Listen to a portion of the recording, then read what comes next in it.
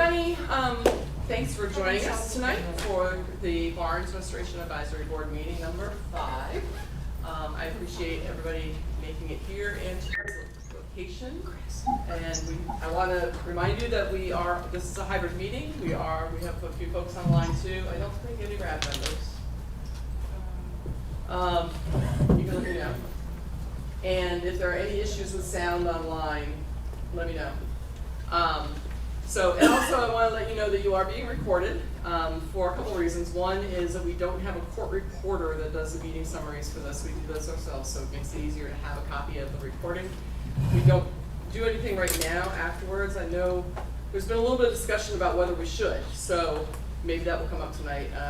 But I know at Stewart they put a copy of it on YouTube. And then, Kristen, are you also recording? Yes, for the Westfield Community Programming Channel. Okay, so you're being recorded, just so you know. Okay, so I'm going to go ahead and get started. We will try to end at 7:30. Yes, ma'am.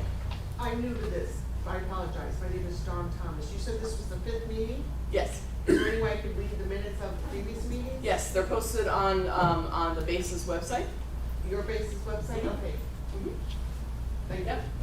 So, thanks. So our overall agenda, I'm going to just walk through the agenda real quickly and some of the logistics for having a hybrid meeting, how that works. Do some welcome and introductions. We do have some RAB business to attend to, and then we'll get into really what you're here for. I think more than anything else is the presentations, the Environmental Restoration Program status update, and then the presentation from Dr. Bout, who is the TAP advisor, Technical Assistance for Public Participation, and he has completed his review and will be doing a presentation for us. At the end, I'll probably get into this on another slide, but we basically, the structure of RAB meetings is the RAB members ask questions after each presentation, and we hold public questions to the end of the meeting. So I just want to let you know that, and that goes for folks online too. And closing remarks and adjourn, and we'll try to get out on time. Next slide. So, going.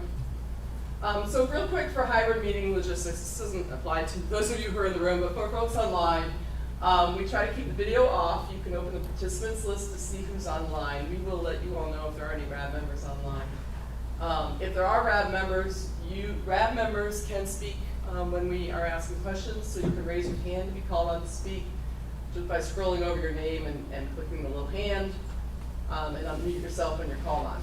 Public participants who are online, if you have questions, those are submitted through writing, so you can type a question to the all co-hosts in the question and answer panel, and type that in, and we'll get to those at the end of the meeting. Next slide. Whoops. Okay. Go ahead. Next slide. So anybody who is on the phone instead of their computer on WebEx, hopefully you got a copy of the slide presentation and you can follow along. You can use your phone mute button when not speaking, but press dial 3 to raise your hand and be called on to speak. There is no way for folks who are on the phone to submit questions in writing. So during the public part of the meeting, we will allow them to ask questions by voice. Next slide.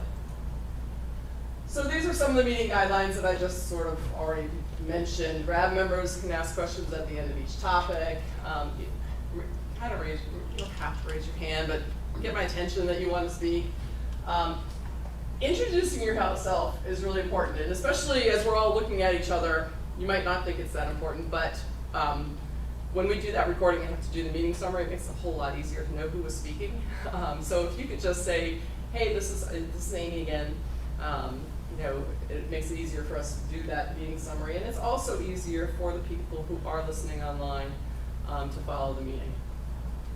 I'm not going to force a 2-minute limit to comments, but the idea here is to limit your comments and follow-on questions so that other people have a chance to participate as well. Again, public participants online will submit questions in writing, and we'll address those at the end of the meeting. Public participants who are here in the room, raise their hand when we get to that part of the meeting, and we'll call on you. Next slide. So welcome and introductions. Colonel Ploskun, is he online? I do not see him. Okay. I know he had hoped to be able to call in. Would you like to welcome people? Yes, ma'am. My name is Lieutenant Colonel Pete Carr. This is my second, meeting with the RAB. I am actually texting with Colonel Ploskun right now, and he is trying to get on. So I'm passing him some information. I expect him to be on in a moment. But I am the deputy wing commander for the base. So I am his number 2, if you will. To my left is Colonel Andy St. Jean. He will be taking my position on 22 December. So I have a couple more months, and then I am retiring. It's been a good run, nothing to love, but I'm looking forward to retirement. So anyway, obviously the goal of this event, this meeting, and these presentations are so we can communicate better with the community, get all of your questions and concerns addressed. If there are questions that we can't answer, we will take them down and we will get back to you. And so I look forward to a good, productive brief and Q&A session. Great, thank you. Were people online able to hear him okay? I didn't mention what our sound system is here in the room. We do have, Yes. okay, the answer is yes, great.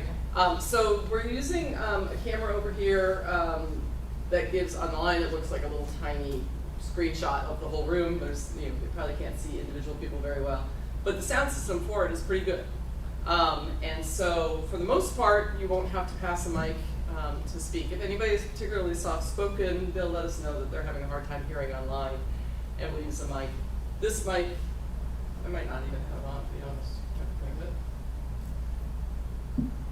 Now it's on. Surprise, you can probably hear me pretty well anyway. And that one right there can also be used too, as we need to. Kathleen, would you have any opening comments as a community co-chair? I would like to thank everybody for coming tonight, community members as well as staff from the base, and Dr. Bob. Dr. Bob, thank you for being here, and Kelly Pease, thank you for being here. It was a wonderful trip through the base today. I really liked that I was able to actually see places where it is contaminated and what we can do about it. So thank you for the trip around, and I appreciate it. Great, thanks, Kathy. Next slide. So just going through some introductions, Colonel Ploskun hopefully will be joining us online soon. He is the base co-chair. Chris Brown is from the National Guard Bureau, and he is the remedial program manager for environmental cleanup at Barnes. Jen Baker is, they're like looking around the room for your green jacket. She took the jacket off. Jen is the environmental coordinator for the base. The Air National Guard team is supported by contractors BB&E, and Johanna and I are with Jacobs. Our community RAB members are Kathy, Chris Clark, Kristen Mello, Representative Kelly Peace, Nabil Hanoush, Rachel Marin, and Senator John Bayless, and then also Dr. David Bout is here as your TAP advisor. Yes? John Bayless is online. Okay, so John Bayless is online. Hi, this is Mark Messer, District Director for Senator Vilas. He asked if I could join tonight as he got held up in Boston this evening, so I am here. Understood. Okay, thank you very much for representing him. And then Caprice Shaw is the regulatory contact for the Mass DEP. Is Caprice here? Yeah, there you go. Sorry, Caprice. So I knew she had planned to come. So next slide. We'll go ahead with RAB business. So this one, meeting summaries, this says it was emailed to you. It was not. I apologize, that is on me. You have not received the email, the RAB summary from July, and that is entirely my fault, and you will be receiving it tomorrow.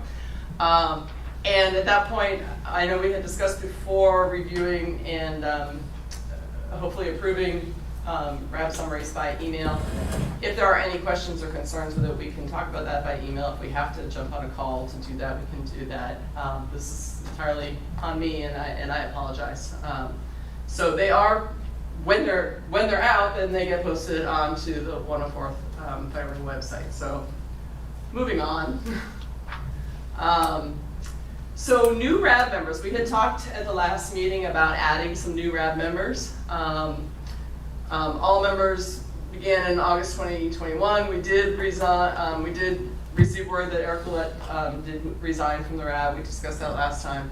And I believe that all current members have indicated that they do want to continue.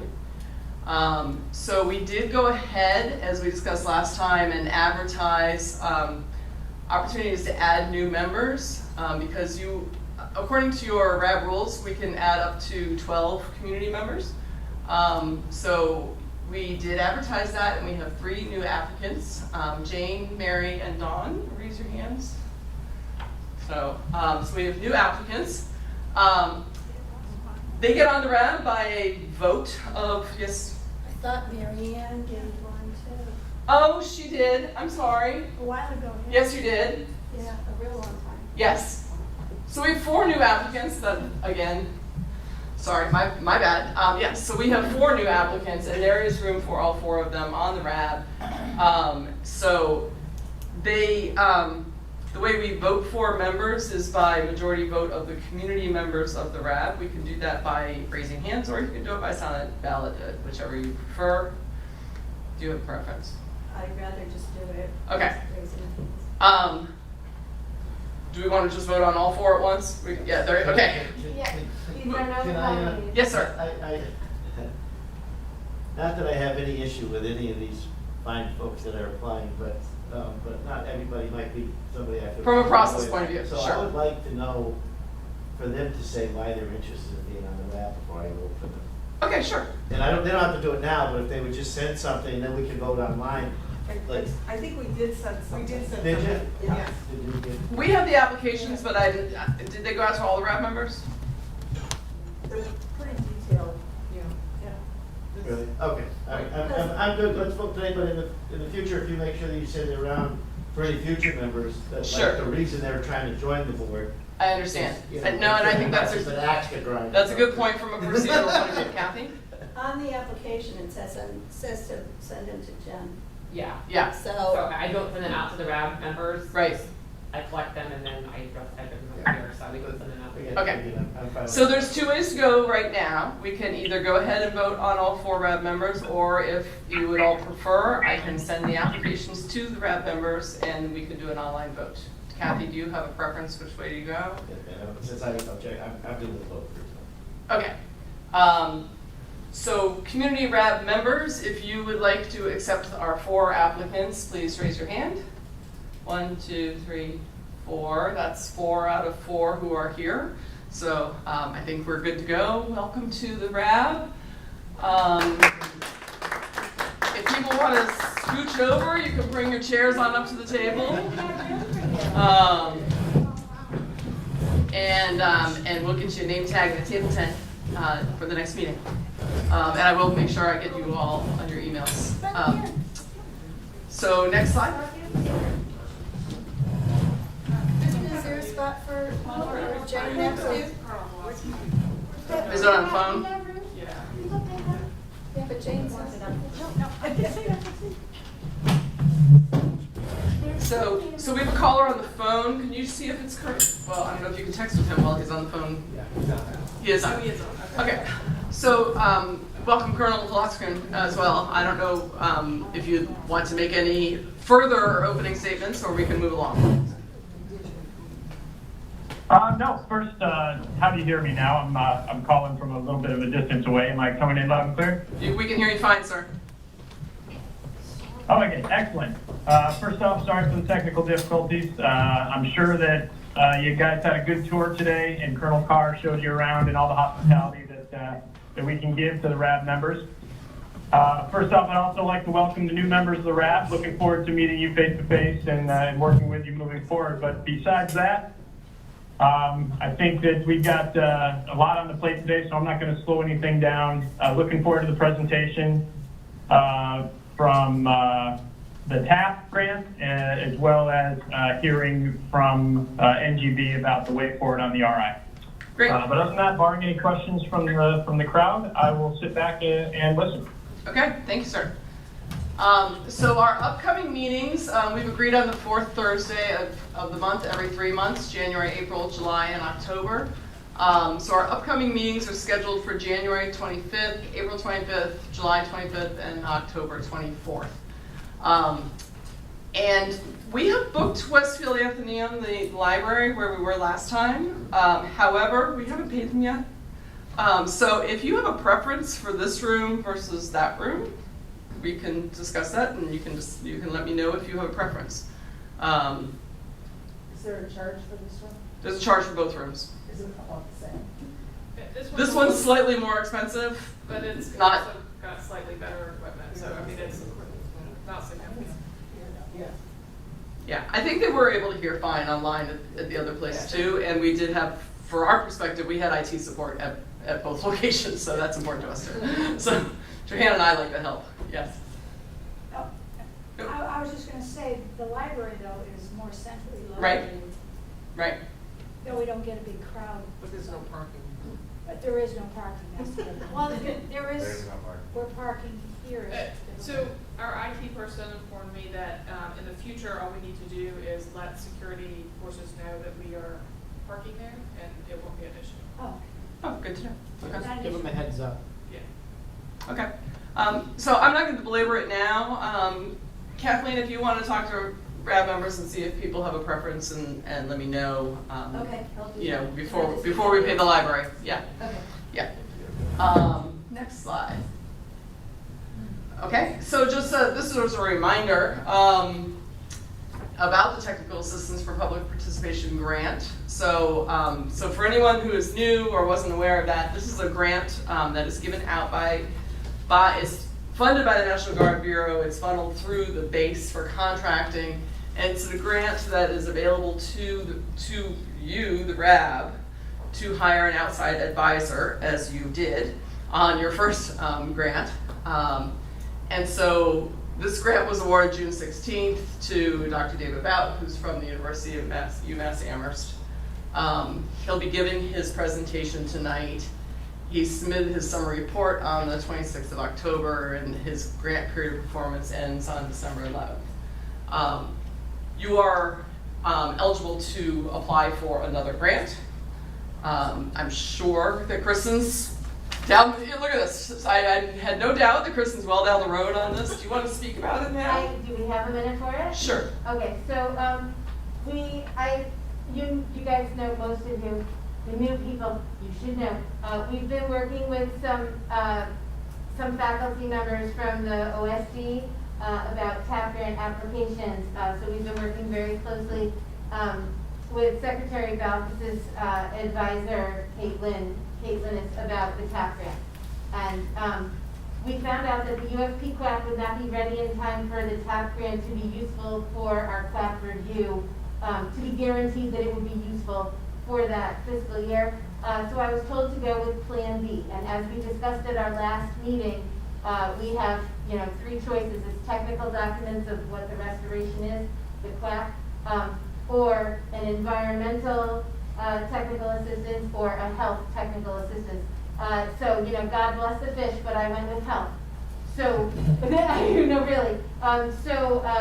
Based on the lists of what is eligible for TAP, understand health implications of the contamination at the site is clearly listed as an appropriate topic.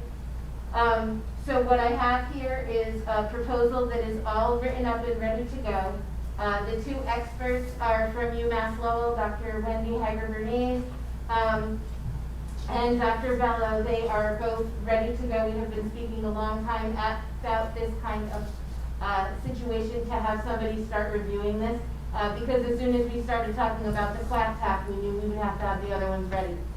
So this purpose is to help RAB community members better understand the health implications of site contaminants and exposure scenarios, and the potential health implications of cleanup levels, etc., to better prepare us for the RI work plan review. The description is: review site contamination reports and interpretation analysis from Dr. Bout, survey and interpret available existing publications and data relative to our community's exposure, contaminant toxicity, and health endpoints, from entities including but not limited to Massachusetts Department of Public Health, the Agency for Toxic Substances and Disease Registry, and the Centers for Disease Control. I have included a list of sites that I know information exists already. That is attachment C. There will be a preparing the findings in a summarized report and a presentation of findings at an annual meeting, preferably October of 2024.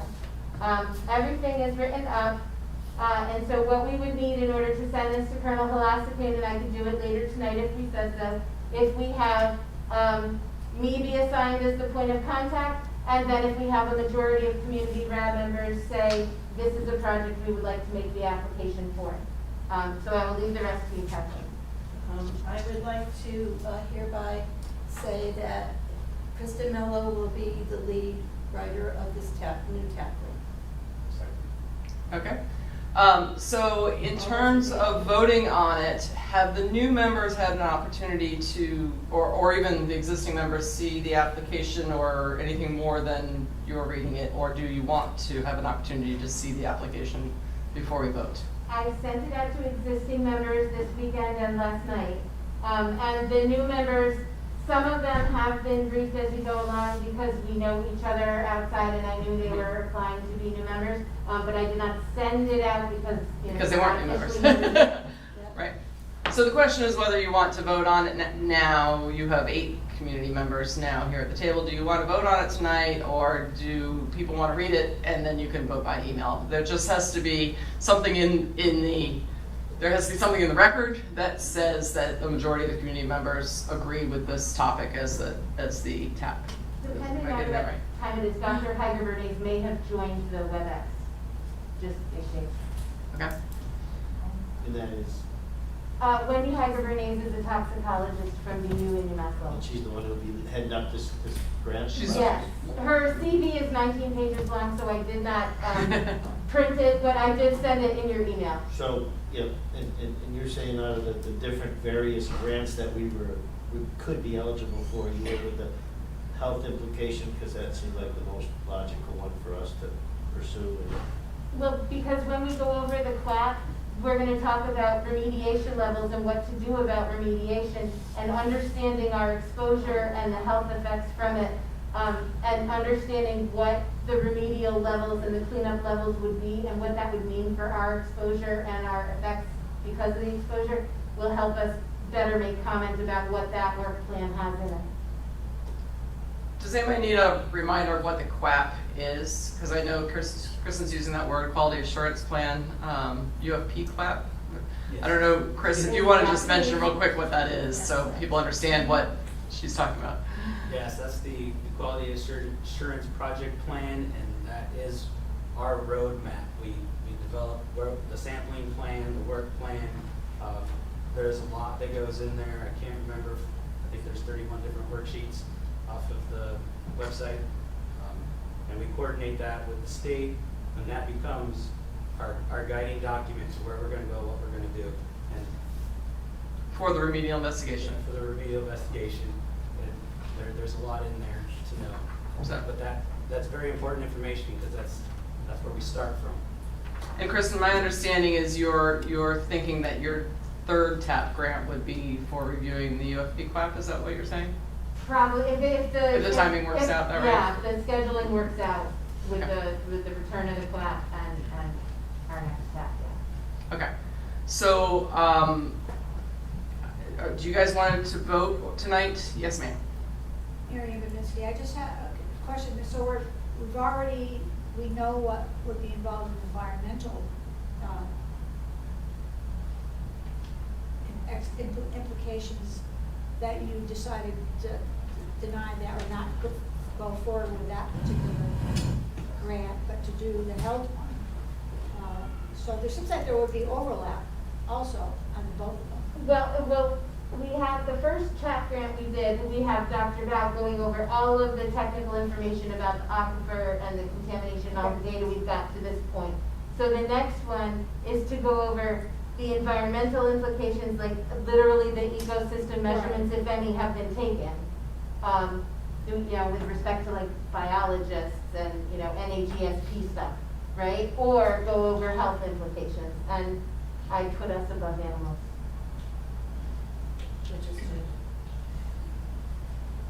Yeah, I put human health above environmental health.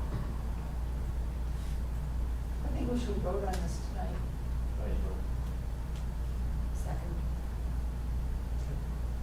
Does that, I'm not continuing, so does that mean that in the future you could do environmental? Oh, no. Yeah, okay, all right. Okay, so I'm hearing that you do want to vote on it tonight. Please go ahead and, community members of the RAB, raise your hand if you would like to go forward with the Is there any proposed. more discussion? We don't need to cut off discussion, I want to make sure. Okay, yeah. Mary Ann's not afraid to speak up, I know. Well, she made the motion, Yep, it's seconded, yep, and then now it's discussion. discussion. Do you have something to say? I do not. Oh. For once. Sorry, RABs don't really usually run by Robert's Rules of Order, so I don't know. I will, by the way, this is Kristen, I will send everybody a copy of all of the documentation so that everyone knows exactly what. If there's any hesitation, there is no reason not to send that out and do a vote by email. And I think you did your last vote by email. As long as there's documentation of it, it's okay. I think we're pretty comfortable trusting Kristen. She gives us a pretty good overview, and she leads us down a good path until she doesn't. Not yet. That's right, she has not. That's why I said until she doesn't. Not yet. So Amy, do we have a vote? You tell me if we're We voting. did. All those- Okay, raise your hand if you'd like to vote in favor of the 1, 2, 3, 4, 5, 6, 7, 1, 2, 3. Oh, 8, sorry. Yes, we have 8 community members voting in favor of this topic for the next TAP grant. Okay. Thank you, guys. Next slide. I think this is where I'm gonna pause. I can't remember what the next Oh, one and is. please let Colonel Holastican know he'll get the application tonight. He, I think, just heard you. So, before I move on, and we've already had some RAB member discussion, I didn't put in the agenda, but probably should have. So I want to take a few minutes to talk about the tour for those of you who were able to come on the tour. I know that we asked some of you to hold some of your questions until you came back here, so I want to make sure we have an opportunity to address those. And the reason we asked you to hold those questions was so that everybody would have an opportunity to hear what those questions and responses were, that they get into the meeting summary, that people who are online have a chance to hear them as well. That said, I want to remind you that the purpose of a RAB is to discuss the Environmental Restoration Program, which is the environmental cleanup program that the National Guard Bureau is in charge of. That doesn't mean we don't want to answer your questions if you have other questions about operational activities on the base. I know we've got plenty of people here who can either answer those questions or help you get those answers. If there's a short answer to those questions, we'll address them now, but I don't want to take a long time to answer questions that aren't part of the Environmental Restoration Program. Okay? Okay. So that said, are there questions? Does anybody want to summarize anything about the tour for those who weren't able to go, or have questions about what they saw that they wanted to ask? Go ahead, Kathy. I have a question about how that fire station was built on contaminated soil. How did that accident? Okay, so the new fire station, let me see if I understand this. My understanding is that the new fire station, I don't know how new it is, but was you believe it was built on an area that was already contaminated? Okay, is there anybody here that can address that, or we can get those answers? You might have to take that one back. I mean, I know that all most of the IRP sites, with the exception of one, have been closed, which means they have achieved their site remediation goals, so we wouldn't have knowingly just done that. There are processes in place when you go do construction, and all of that is supposed to be covered, but to get you the specifics on that, we'll have to take that one back. Thank you, I appreciate it. Okay. Because if it was just built without any of that knowledge of that soil being contaminated, it's still there, has it really been remediated? Is my question. It could Okay. take a little bit of just looking at the records. Thank you. Thanks, Kathy. Other questions? Yeah, go ahead.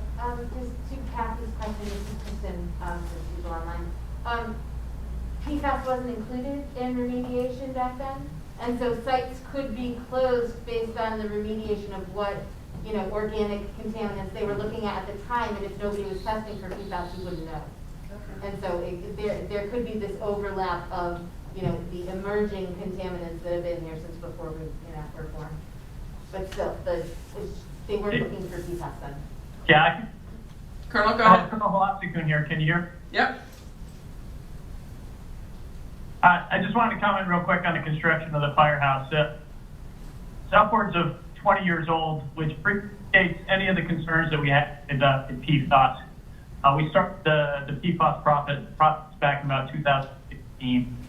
But we'll get the specific dates on all of that and make sure everybody's in the know on the construction of that new firehouse. Okay, thank you, sir. I'll just confirm that that's my understanding. So. Okay, thanks, Dr. Bell. Any other comments or questions about things you saw on the tour? Anybody want to share anything for those who weren't able to go on the tour? Just kind of go ahead, Kristen. I would just say that it was really helpful to be able to see now what the sites, you know, that had previous discharge looked like, and it was also really useful to see it from the base instead of just, you know, a Google map and overview or pictures that somebody took from outside the fence line. So I really just want to say thank you for the opportunity to do that. And I hope as the restoration process continues that we can maybe do it again so that people can see what's happening where and how that makes change. Great. And thank you. Thank you. Okay, with that then, we'll move on. I think, Chris, you're up next, I believe. Okay. I'm gonna do something real quick. Okay. For the folks online, if you can move that microphone in front of Kristen. Okay. So I Sorry, think it's just it's the mask. The mask, maybe. It's the It double may not be mask. on, too. You have 3 or 2 on? I keep an N95 underneath, and the other one is just to make it pretty. I want to make sure, so not only move it to you, but we'll turn it on, too. We're working on it. Need to keep my water close by. Been traveling a lot the last week and a half, so kind of stay hydrated. So, my name's Christopher Brown. I'm from the Air National Guard Readiness Center in DC. I am the Restoration Program Manager to assist Barnes. I'm here to talk about the Environment Restoration Program, kind of its current status. I'll give a quick overview for those of you that are new of the CERCLA process, and then I'll move into kind of the next steps where we're headed with the RI. That's what my presentation will mainly cover. So, as you can see, we've had some non-PFAS and PFAS investigations. So environmental investigations have been going on since 1987. And when we mentioned that there were some other sites, those are the pre-PFAS, like petroleum and other products from basically fueling jets and taking care of doing the maintenance, those type of chemicals. That's what was taken care of. Since 1980, there were 7 that were open, 6 have been closed since July 2015. We have Site 2 is still undergoing long-term monitoring, and we are working to achieve a permanent solution statement with that one. For the PFAS investigation, which everyone's more interested in right now, you see we began around 2016. This is when the final reports came out for the preliminary assessment. And just as a reminder, when we were doing those, the preliminary assessments, when we sent teams off to the base, and they came and did interviews with everybody to figure out where did we use or store or have these particular chemicals that could contain PFAS. And that was the main portion of the preliminary assessment. Where did we use it? Where do we need to go spend our money and sample? And that leads us to the site investigation of 2018. That's when we went out, and it was based on those investigations and interviews, we went to go and actually take soil samples and groundwater samples, and I think there were some surface water samples too, and to figure out, hey, do we have it? So the first one is, where do we need to sample? Site investigation is confirming that we have it in the ground and in the soil. And then in the meantime, there was this period of time where we were not allowed to be in the DIRT program. That's the big Defense Environment Restoration program. So it kind of took some funding out of us. So we weren't able to assist until there was an intergovernmental agreement to reimburse for the cost incurred for installing the GAC system that is on the wells 7 and 8. So there was a way, that had to get written into law for us to be able to do it because we were outside of the DIRT program. But now, we have been put into the DIRT program. Well, I'm getting ahead of myself. We get to the expanded site inspection here. That's where we needed to do further stuff because mainly the site inspection was based off of the interviews. So we did a presence or absence on base. The expanded site inspection was based on the data that we saw there. We needed to keep stepping out. Like, where is it going? Is it going off base? That's what the expanded site inspection was for. And then that had recommendations that said, okay, based off of what we found here, these are the areas that need to go forward with a remedial investigation. That's kind of where we got to where we are today. If you want to move to the next slide. And just an overview of the CERCLA process for those that are new. As I mentioned, we did the preliminary assessment and the site inspection, and it takes a couple of years to get through each one of those. And the full length of the CERCLA process is, you see, like, we initiated remedial investigations on the base way in the past, and you can see that the tank 2 has been undergoing long-term monitoring since 2009. So it's a long, methodical process because there's a lot of things you need to learn along the way about the soil and the water to make sure that you can choose the appropriate technology to, attack your situation. Make sure that you can actually clean it up. But we are now moving forward into the RI4 forums. And if you'd like to go to the next slide. The next steps are, we were successful in getting it awarded before the end of the fiscal year. There is your date that we awarded the contract. I was hoping we'd actually get the kickoff meeting before this so I could provide a schedule. I know you guys asked about that last meeting. Things just didn't work out. I'm having a kickoff meeting that's supposed to be scheduled for me next week. And so then I will be able to start providing you a schedule with milestones. Hey, what do you need to be looking out for? What am I going to bring to the table? Like, when will the UFB QAP be around? Targeting those from award it's nice to be able to try and target them like around 1 year from award, but I don't have the kickoff in the project schedule ahead of me right now. And then when would the initial field work be? Those will be the first two things that you guys would most likely be interested off the schedule. And then following on from that will be like sampling plans and other field work when the data comes in. So there's a lot more that's going to come up. We will provide those schedules. And in those, we will be providing the information to you. You will have a chance to review this information. Like I mentioned before, the UFB QAP will come, whether timing works out to have a TAP grant to assist, but you will still, regardless if you have a TAP or not, you will still have a chance to review the UFB QAP as the RAB. And you get the same amount of time, and I think I said last time, the same amount of time as we give the regulators. Just as long as we don't delay the contract, we just keep it moving forward, because I know we want to keep everything on time. I'm trying to remember if there was anything else. Well, Good question. sure. So did we discuss at the last meeting, trying to get ahead of the curve? Like, I know there's a lot of stuff we can't do until it's officially awarded, but I thought we were trying to set ourselves up when we were prepared to move that timeline along in a quicker and expedited way. Yes, we were trying to make sure that we were able to line up our TAP grants to line up with being able to review. Is that what it was? Yes.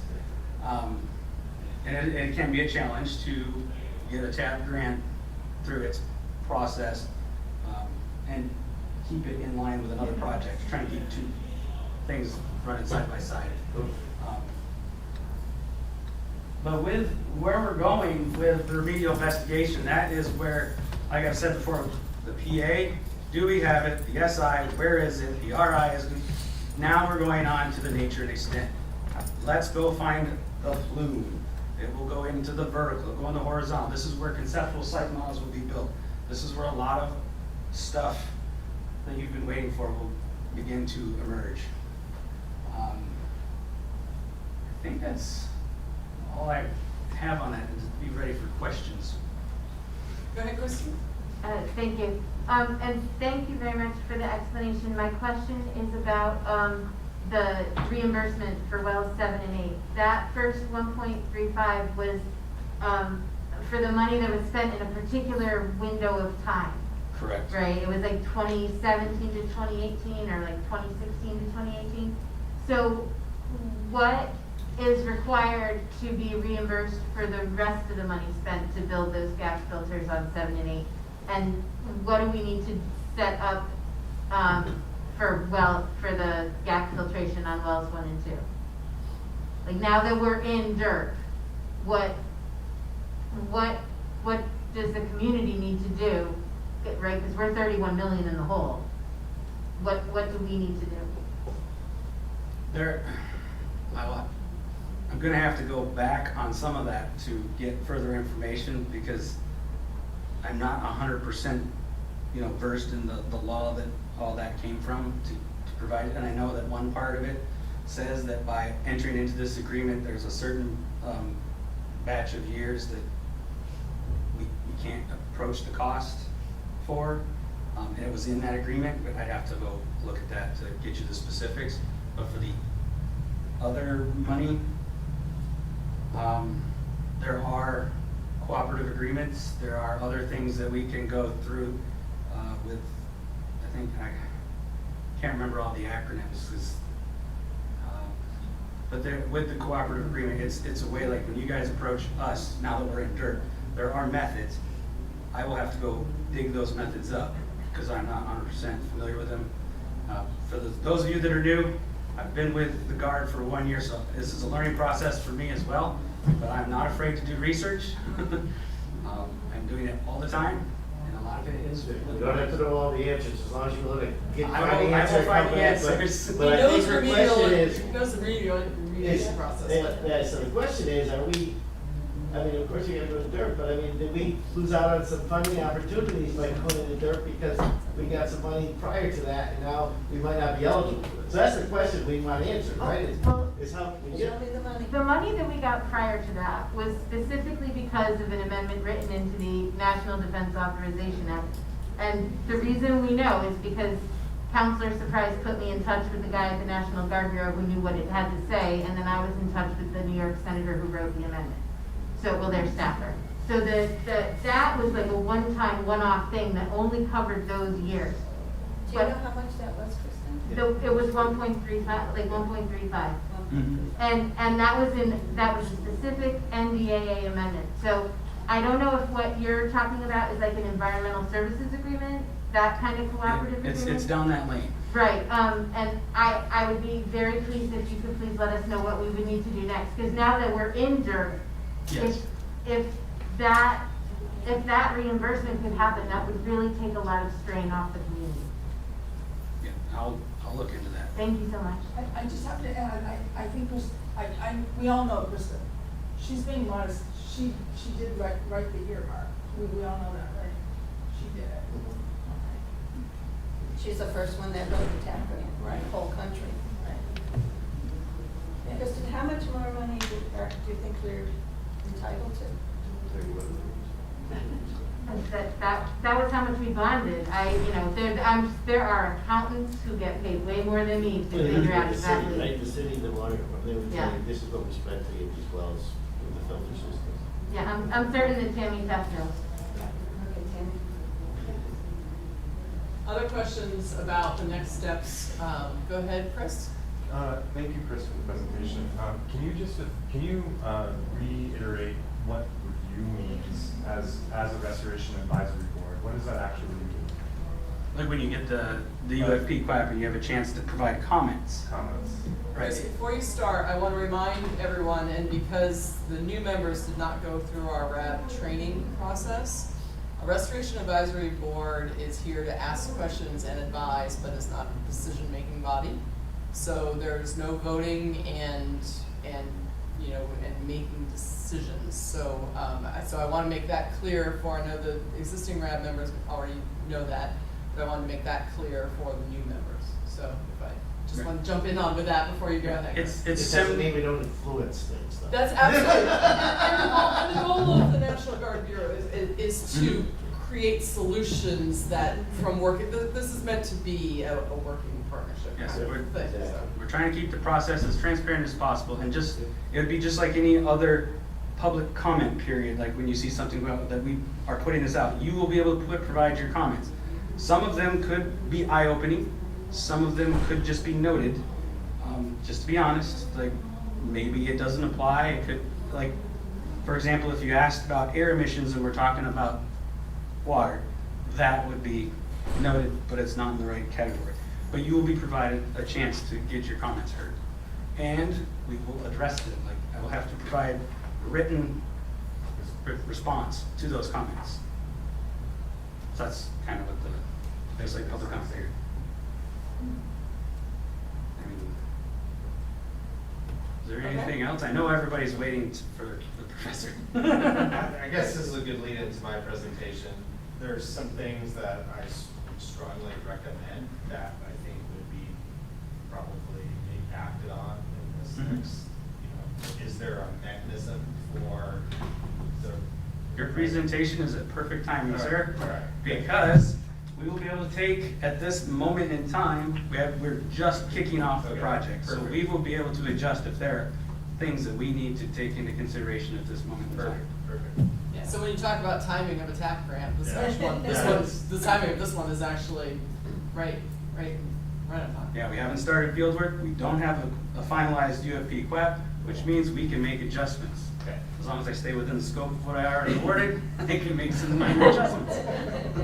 But then that leads me, I can always later on, maybe not in this first year, later on, there are ways through contracting to adjust. But it's a long, like I said, it's a long process, so we can take all of his recommendations and find a way to get them in there. Okay, so with that, are there any other questions for Chris? Otherwise, we'll move on to Dr. David Belt, which I know is a lot of the reason that, well, I assume you would all come to your RAB meeting anyway, but I know you're all interested to hear his presentation. Will he follow up on what we asked about? You said you had to go back to the regulations and look. Yes, I need to get a little more familiar with that and ask those that have done some of these before, like how it worked and what were the trigger points, and I gotta talk to the legal office. Okay, so. how Yeah, we'll will take you- that as an action item. Okay. Yeah. Okay, sure. thank you. It's a good thing we record these and I can make sure I catch them all. And obviously let us know, especially like the counselor and other folks, if you need to get like exactly how much was spent from the city, if there's something, you'll provide that, so this is what they spent, is there a mechanism to get reimbursement? We'll look into that. Okay. So with that, I'd like to introduce Dr. David Belt from UMass, your TAP advisor. So bear with us a second while we switch presentations. There we go. Wonderful, Johanna. Awesome. You wanna click? Oops. Well, thanks for the opportunity for participating in this process. I've known Kristen and Chris for a little bit since some effort a while ago to get some funding to study this aquifer system and the impacts of the PFAS contamination on the community. I'd like to thank Colonel Hawasi Khan for participating and for encouraging a TAP grant, and all of you all here in RAB, and Major Sinclair and Jen for the gracious tour that we had in the very wet morning of about a month ago or so. So I didn't participate in the tour today, but I had already been onto site before I put together this presentation. So what you all asked of me is to kind of dig into the different reports. Chris kind of laid out the kind of the different elements of the reports that are part of understanding what's happening. And what I'm going to do is I'm going to kind of walk you through those reports a little bit and just talk a little, in a little bit more detail about some of the findings, and then get into kind of things that I see would be next steps. And I think this is, like we just discussed, is perfect timing to kind of reflect on what do we know, how do we improve our understanding of the site. I think there's some pretty significant opportunities that will help whatever monies are available for remediation, help them be used in the best way possible. So I'm just going to talk through kind of the scope of the presentation.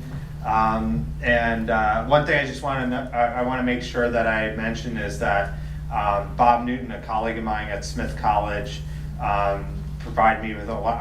I'm used to working kind of not in this part of the glacial aquifer system, and so I've actually learned quite a bit. It's been very interesting for me in terms of understanding the hydrology of the Barnes aquifer, and especially the Westfield part of the Barnes. So the scope of kind of my report and this presentation is really to summarize the information gained from the reports in regard of the plumes and the PFAS contamination at this site, and to give you my impression of the findings and the impacts, or the findings of the fate and transport of the plume, and really to help educate y'all. So please interrupt me with questions as we move forward, and hopefully we have enough time to get into all the details. So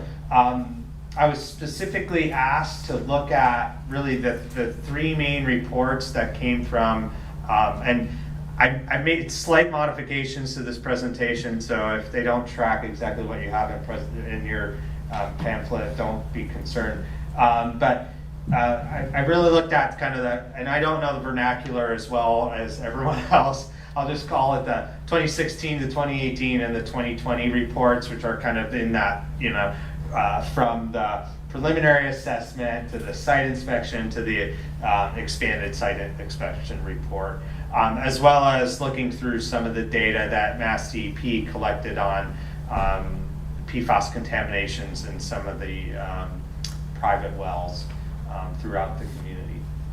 So one of the things that's really important, and it just kind of this, I'll get into my kind of professor lecture mode, is that aquifer systems are really integrators of water across the landscape. And so one of the things that's really interesting in this is a cross section. It's like a slice into the earth, okay, where here's the land surface here. You have the water table, kind of the point where if you were to drill a hole, you would reach fully saturated conditions within the soil or sediment. And water tends to flow from higher areas of kind of higher, what we call hydraulic head, which is just a fancy word to describe the kind of the potential and gravitational energy of the water, down to areas of lower hydraulic head, like in this particular case here, where we have water that flows through the aquifer. And the Barnes aquifer system is really a really unique glacial deposit that is very, very transmissive, which means it can move a lot of water, it can move a lot of water quickly, and it can also move contamination very quickly through this system. And so those pathways can take different amounts of time to move through the subsurface, from, in this case, from the, let's say, the top or the kind of high point of the water table to the low point. You can move water very quickly and then, kind of more slowly through the system.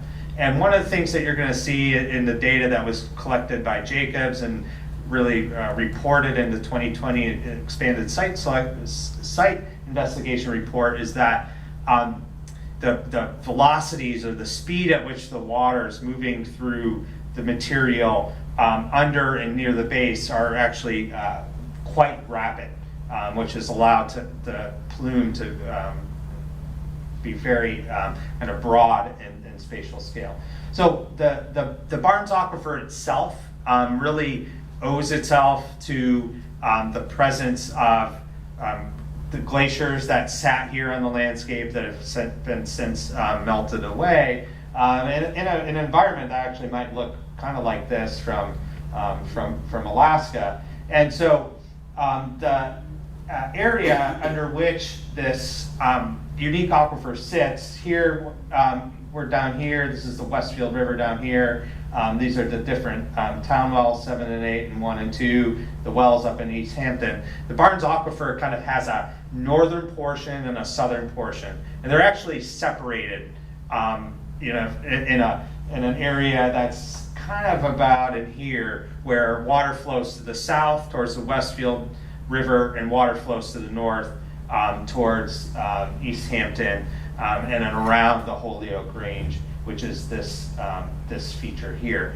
And it's, from what we can tell from the geologic work that's been done for the town, for some of the drilling that was reported in the environmental site inspection report, is that, you know, it's a fairly permeable aquifer, composed mostly of sands and gravels, and it lacks, let's say, lower permeability. When I mean permeability, it means like how quickly the water can move through the soil. These lower permeability units that prevent, let's say, the water from, you know, going deeper into the system.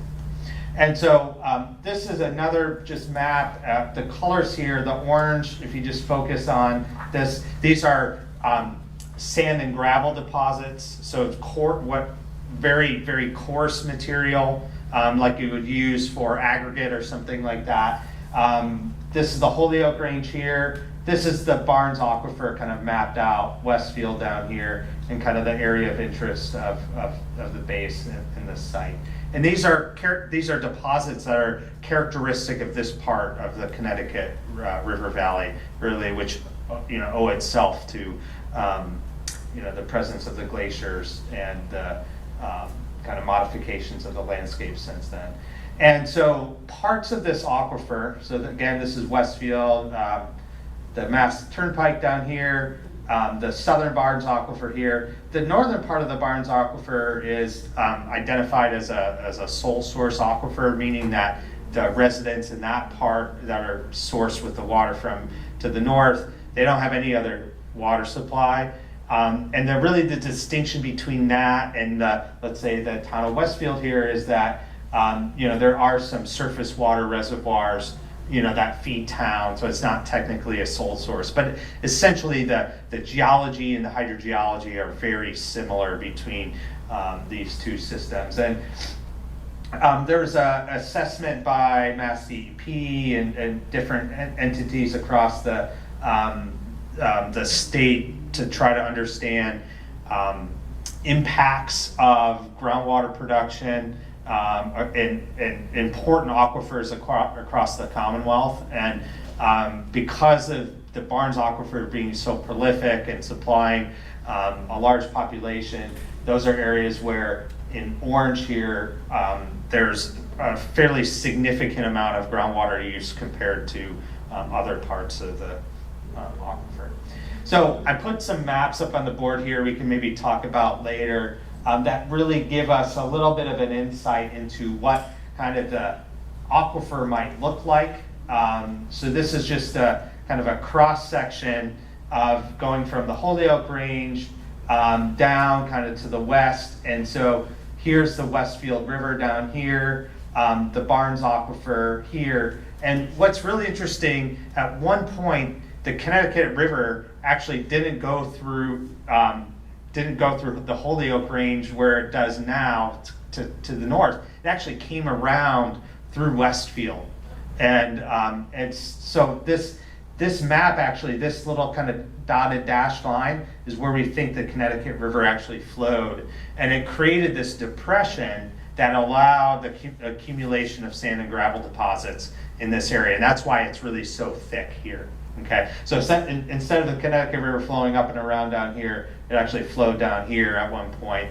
But just because of modifications of the landscape and changes in geomorphology, it actually moved to the west. And that's kind of what set this area up to having really thick sand and gravel deposits. Because typically when you make a space, when you make a depression or a hole, it will get filled in with material as things change. So what I'd like to do now is really dig into the reports and the data that have been collected over the years. And Chris really did a nice job of kind of setting me up, so I won't spend too much time going through kind of the details of what each report does, but we'll kind of talk through them. So this was the first report. This was like, where could we have like released, kind of the interview stage of, of PFAS across the site. So this was the 2016 report, that kind of preliminary assessment, which just said, where should we look, right? Where are some of the potential sources? And there were 8 different places that I think some of you had visited. And at this point, these were 8 different areas of concern, areas actually on the site, stormwater system, different hangars, the hush house here, this fire equipment test area. And then on a really important site here, which was kind of a release associated with with the aircraft or crash and a firefighting or a release of foam associated with a aircraft fire. So all of these areas, there were only a few that, or at least all 8 of these areas, there were certain, and we can see here, sorry, certain recommendations. So, I'm not going to go into a lot of the details here, but essentially 7 out of the 8 areas in this list were saying, okay, we have enough evidence to move on to a site investigation in terms of potential releases at these sites. Okay, so that was that first report. There's not a lot of data in there in terms of the extent of the contamination and things. So that then was followed by this next phase, sort of the 2018 report, which was the site inspection of these 7 or 8 areas of concern.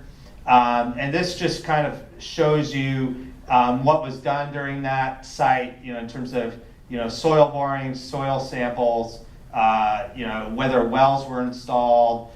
There were no surface water samples at that time, and then sediment samples associated with these different sites. Okay, again, this was designed to kind of look at which sites should we be focusing on, within the base itself, right? Within the base itself.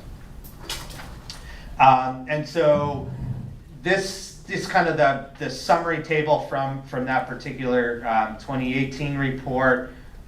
So there were significant concerns, definitely, with respect to sites 1 and 8 in terms of soil investigation, in terms of potential source there, and then these additional sites, kind of 4 through 7, that suggested that there may be some groundwater contamination at those particular sites. And one of the important things, as you'll see in a minute, is that because the base and the airport itself sits on this very permeable sand and gravel deposit, sources of contamination, either on site or off site, can move very rapidly through the system. Okay, and I think one of the challenging things about PFAS and about sites like this is that what we go and measure today may be the kind of the result of things that have happened 10 to 20 years ago. Things can move pretty quickly through the subsurface. It's not stationary. So this just a look at that 2018 report, showing some of the areas where kind of PFAS was found, and between then and now, changes in the action limits have changed, or the concentrations that kind of triggered action limits have changed. So when looking at these reports, one of the things that's just important to know is that when things are highlighted as being above an action level, at a certain time, you have to think about, okay, well, what was the action level at that time when that information was reported? And so in some of this area down here, it looked like there was some evidence, and this is around where we were talking about the firehouse and the kind of area south of there where there was a aircraft crash and firefighting. So that report led then to the expanded site inspection report, which is the latest report, which really gives us a broader sense of the extent of soil and groundwater contamination across the site. So I'm not going to read all of this, but this is just from the report itself. Essentially, the SI identified these areas, 7 on-base areas of concern, and the 2020 expanded site inspection report was developed to try to understand what is happening in the soil and the groundwater and areas down gradient. What I mean by that, down in the flow direction, either surface water flow or groundwater flow of those particular sites. So if you look at the expanded site inspection report, there's many more groundwater samples, many more surface water samples and soil samples that were collected across these particular sites. I'm not going to go into all these details, but what this then allows is the kind of understanding of the nature and extent of the contamination, not only on the base, but also in the in the airport property and areas down gradient of that. And this is just again a look at these different areas of concern, especially areas AOC 1 and AOC 8. So I'll get into this in a minute, but the level of soil, the extent of the soil contamination of PFAS at the site is not as great as the extent of the groundwater contamination. And again, the reason for that is because as the source of PFAS enters into the soil, it's quickly mobilized by rainwater infiltration. And that rainwater infiltration, that water in the soil moves down into the groundwater and then is quickly mixed and dispersed within the subsurface.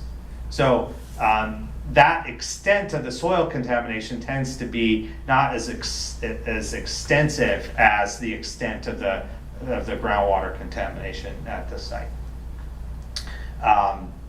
So if you look at some of the groundwater, and I don't, this is as best as I could do with the figures that were provided. All of these red numbers are areas where there was kind of PFAS levels, different PFAS constituents that were above the action level. What you can see is there's a lot of black numbers here and kind of a few red numbers. If we look at the groundwater levels across the site, we start to see that there's more more samples that are above these action levels. And again, it's the mixing of different sources that's then being communicated into or being translated into the aquifer. So what I'm going to do now is talk through some of my some of the impressions of the key findings of these reports, and then we'll talk a little bit about the recommendations, and we can have some discussions. So one of the things I think that struck me the most about especially there was an extensive, and I'll show you in a second, extensive monitoring network of wells on base and outside of the base that were installed. And I want to commend Jacobs in designing the study. They actually did a really good job of installing monitoring wells at different depths within the aquifer, within the overburden aquifer, to really understand kind of what's happening. And so one of the things that for me that was quite eye-opening is that the hydraulic gradients, how quickly water is being kind of pushed through the system, are very steep, are very, very high. Okay, and what that means is it's leading to extremely rapid amounts of groundwater flow. So as new water comes in through rainfall and infiltration, it's going through the soil, picking up PFAS that may be in the soil itself above the water table, mobilizing that and moving it quickly through the system. You know, probably in some cases, you know, you may have it coming into the site on a year and maybe leaving and going into the Westfield River 2 or 3 years later. So quite quickly, okay? And so it essentially, and there was an unfortunate, I'll just say unfortunate comment in one of the earlier reports that said something like, in our experience at this site, contaminants don't move very quickly. And unfortunately, that was before we really knew kind of PFAS and understood how mobile these contaminants are. And indeed, in fact, if you look at the rate of movement of water downward and horizontally, you know, across the Barnes Aquifer, in this part of the Barnes Aquifer, it moves very, very quickly. And so this is just a snapshot showing you, you'll see these figures in a lot of these reports. And what these are is it's like a topographic map of the water table. So it's showing you areas of kind of higher topography, if you will, of the water table. So this is let's say 234 feet above sea level, and this is 208. And water moves almost perpendicular to these drawn contour lines. Okay, and in my experience, you know, these are very steep gradients. As I mentioned earlier, there's a lot of potential to move water quickly throughout the site. One of the really interesting things, and I think that you know, as Chris moves next into the next phase, is going to have to contend with, and the consultants that are working on this, is that the groundwater flow has a very strong downward component across the site. And what I mean by that is that when water comes into the aquifer, it doesn't just move horizontally. It's moving downwards and horizontally. And so underneath the sand and gravel deposit are sedimentary rocks that actually have a lot of permeability associated with them. And actually there are a number of, or there are a few homeowner wells to the south of the site that are in bedrock, not in the sand and gravel deposit of the Barnes Aquifer, that are contaminated. And I think there's probably ample evidence to suggest that the PFAS contamination is in the bedrock below what we would call the Barnes Aquifer. And I think that's going to be a challenge, and I think part of that has to do with the fact that there's a very strong kind of downward push of water into the aquifer. And so that's just, I had one, actually I'll talk about this in later, I have a class that's working on, I teach an advanced hydrogeology class where we're developing a groundwater modeling project. Or actually, I'm having the class build a model of the site, of the Barnes Aquifer as part of this class. And so they've been actually working on some of these issues. It's kind of like a cooperative learning. One of the students did this analysis of, plotted up the elevations of the water level in the different monitoring wells that was installed in the recent expanded site inspection report. And what this tells us is that, in many of these areas, there's this potential for kind of downward groundwater flow.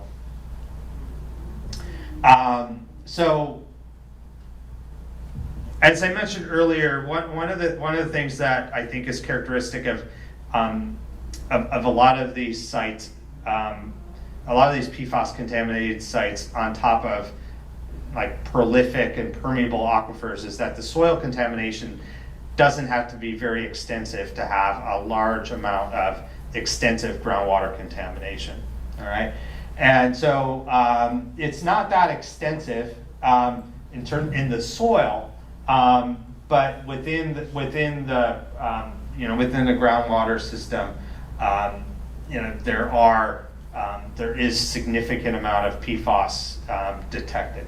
Okay, and so one of the other things I'll talk about in a second here is that I think this was a really interesting finding in the 2020 expanded site inspection report, is that there are multiple sources of PFAS in the system, some of which are not located on the base itself, outside of the base, which is interesting in itself. So there's and this is really odd, but there was like a 5-gallon release of PFAS at like a soccer field or something up here. I don't really understand the circumstances that led to that, but in kind of the late 90s, an aircraft crash in 2001, this kind of site here in 2013 near AOC1. And what you're looking at here is at the time, and this was a decision by the consultant to draw kind of the bounds of the plume. So each of these points here are areas where they measured in the monitoring wells as part of that 2020 survey. They measured PFAS contamination. And what they did is they took the results of the analytical analyses from kind of the 6 major components of PFAS, summed them together, and then created a 3-dimensional interpolation of what that looked, because the plume is not just in the horizontal, it goes to depth, right? And so then they projected that the average concentration to the surface. Okay, so what you're looking at here is kind of a map that shows you kind of on average what the concentration of the 6 major PFAS components are in the plume, depth averaged, okay, and then projected to the surface. And so the yellow contours here, and I'll zoom in to this so you can see, are the sum of those 6 PFAS constituents, with kind of the largest concentration here, kind of really at the corner. And Jen, can you remind me what this area is called? And it's kind of right at the corner of the base, maybe where the new firehouse is. Is that right? I can't really see Okay. the map very well, but Yeah, kind of. Yes, Site 1. Yeah. that's my guess. Is Okay. Site 1. Yeah, Site 1. Kind of where there's a kind of the highest. Yeah, Site 1. Site 1. Thank you. Where there's this kind of bullseye of the highest concentrations, and the plume itself is it's delineated to kind of stop at this boundary. Although, as I'll mention later, I think it would be, I think, informative to consider, drawing the plume outside of this particular grade boundary, but that was kind of the extent of where most of the data was at the time. But one of the things that you can see is that the concentrations extend not only from kind of on base, but then also down towards down under the freeway, and then down towards the river, as well as the surface water features to the east and west. And so, because of just, again, the prolific movement of water through the aquifer, the co-location of different sources on top of areas where there's significant groundwater flow, what that means is that down gradient surface waters and down gradient groundwaters have been impacted and have PFAS contamination. And so there was an analysis in the report, and we could talk more about this, where they looked at the different PFAS constituents, because PFAS, there's many compounds, right? And so it's often hard when we look at analyses to say, okay, is it this one or that one? Different types of PFAS sources have kind of unique signatures of different PFAS constituents.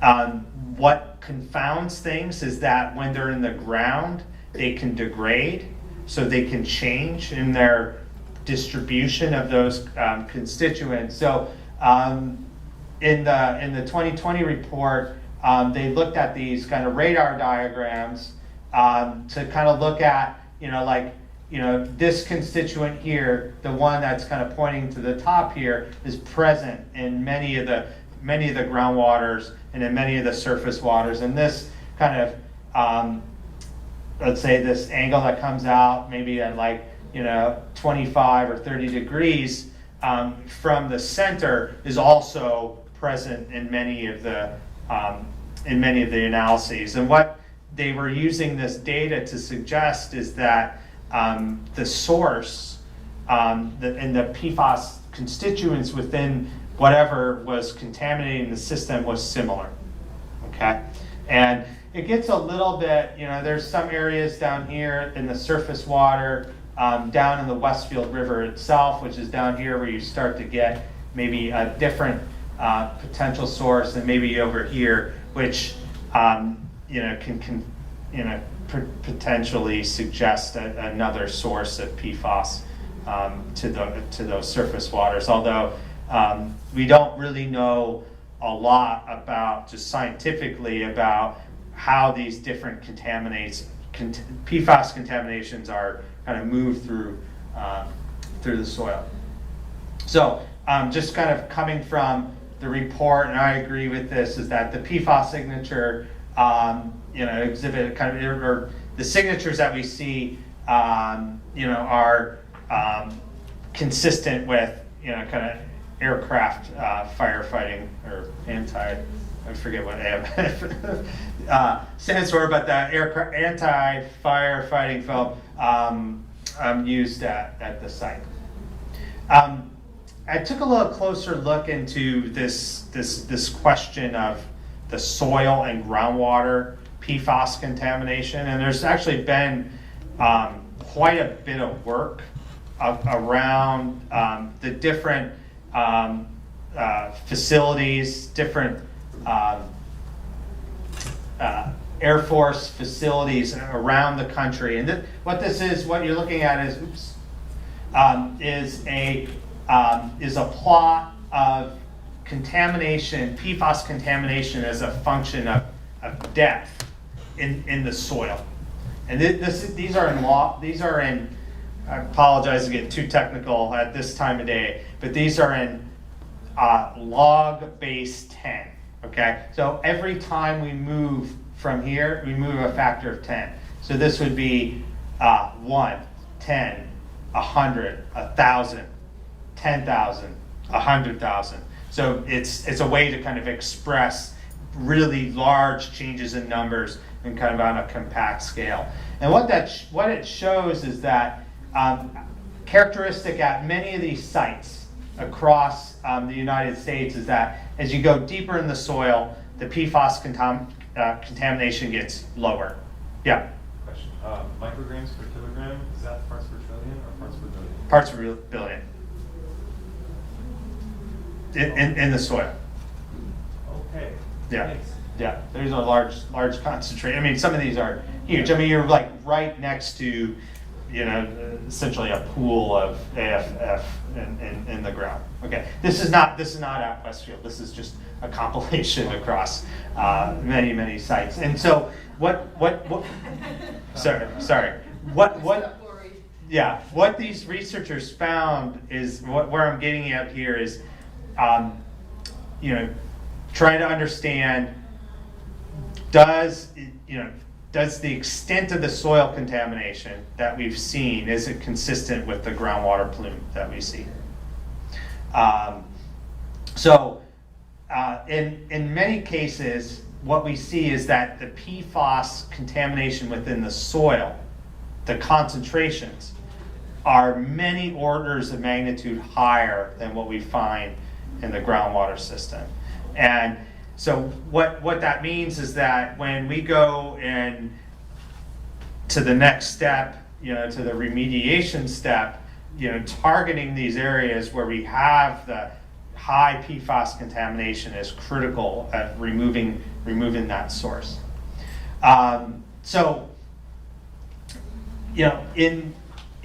This is just a quote from the report, and they kind of found in the 2020 expanded site inspection report at Westfield, kind of found similar that near the AOC sources, near source 1 and 8, we see the highest concentrations. And we see the highest concentrations in the shallow wells that really reflect this important transport process. Okay, so the transport of the PFAS through the system. Through the groundwater, I know I'm running out of time, sorry, is really important. So what I did was I just compared, so this is a ratio of the contamination in the soil to the contamination in the groundwater across all of the Air Force sites across the country, okay? And so it has a kind of distribution that looks like this. All right, and Westover kind of falls here, which means it's kind of generally consistent with the transport and with the distribution of PFAS in the soil and the PFAS in the groundwater, which I think is a good thing in that it looks like through the expanded site inspection report, they found soil contamination that's consistent with the groundwater plume, which is good. Okay, I think that's a good thing. Okay, so I'll wrap it up, Amy. I'm sorry. Well, I'm going to assume that the people in the room would like to go past 7:30. Yeah. Okay, just All right. just double check. I know All right. you have questions. I know everybody appreciates Okay. your. Yeah.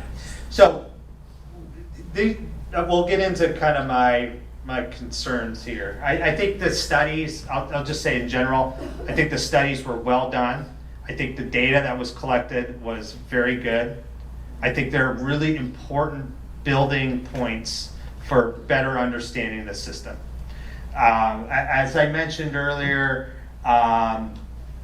there was an unfortunate quote in that 2016 report, and maybe that's why these consultants no longer work on this project, but essentially it's saying that the groundwater contamination, historic groundwater contamination at the site was, did not, migrate vertically or horizontally. And we know that's not the case now. So we've learned a lot, okay?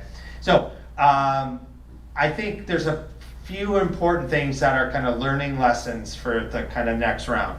the geology of the aquifer is not well characterized still, and I think that's like really important.